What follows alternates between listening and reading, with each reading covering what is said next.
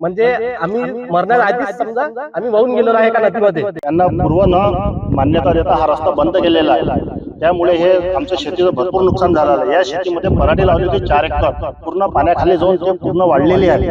पण व्यतिरिक्त जे शेत बाकी आहे माझं ते पूर्ण ब्लॉक झालेले आहेत, म्हणजे आम्हाला शेतीमध्ये जाण्यासाठी रस्ते पण नाहीत। आज अशी परिस्थिती आहे की आम्ही या परिस्थितीला कारणीभूत प्रशासन आहे। प्रशासनाने हा जो पाण्याचा वहिवाटी रस्ता आहे पूर्वीचा, हा यांना पूर्व न मान्यता देता हा रस्ता बंद केलेला आहे। त्यामुळे हे आमच्या शेतीचं भरपूर नुकसान झालेलं आहे। या शेतीमध्ये पराठी लावली होती 4 एकर, पूर्ण पाण्याखाली जाऊन ते पूर्ण वाढलेली आहे।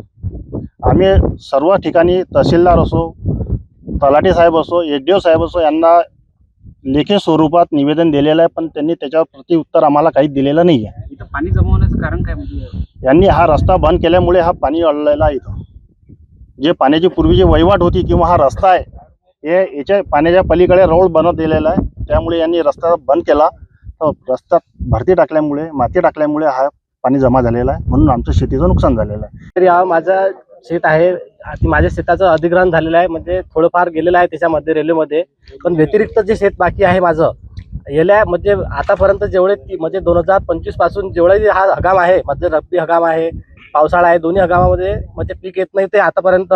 म्हणजे आमच्यावर समजा जे हे आहे पिकाचं जे मोबदला भेटायला पाहिजे पहिले आधीचा बी म्हणजे पीक येत नव्हतं आधी पण, आणि त्याच्यामध्ये असं जर झालं आहे तर म्हणजे आमचा जो नुकसान आहे समजा एवढ्या वर्षापासून होत आहे, तर आता आम्ही जगावं या मरावं हे आम्हाला कळत नाही आहे। कारण आम्ही आता नवीन शेती घेतली यावर्षी, आधी तर वडिलांनी वाहिलेली आहे, पण त्याच्यामध्ये पण काही मिळालं नाही आम्हाला मोबदला, म्हणजे जे पाहिजे शेतीकडून ते आम्हाला मिळालं नाही आहे।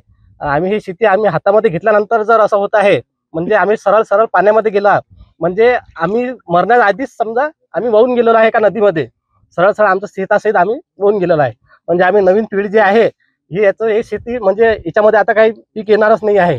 म्हणजे हा तर हंगाम गेला आहे, आणि पुढच्या हंगामाला आमच्याकडे कोणती पाण्याची सुविधा नाही आहे, ते पण पीक आमच्या हाती येणार नाही आहे। काढून द्यावं, आणि हे जे आमची पडीत राहिलेली आहे पेरण्याचा खर्च आणि याचा पूर्ण मोबदला आम्हाला मिळाला पाहिजे, हीच आमची मागणी आहे। आणि हीच परिस्थिती नाही तर जे आमचे रस्ते आहेत ते पूर्ण ब्लॉक झालेले आहेत, म्हणजे आम्हाला शेतीमध्ये जाण्यासाठी रस्ते पण नाहीत। महाराष्ट्रातील सर्व बातम्यांचे विश्वासार्ह व्यासपीठ, सकाळच्या सर्व सोशल मीडिया प्लॅटफॉर्मला लाईक, फॉलो आणि सबस्क्राईब करा।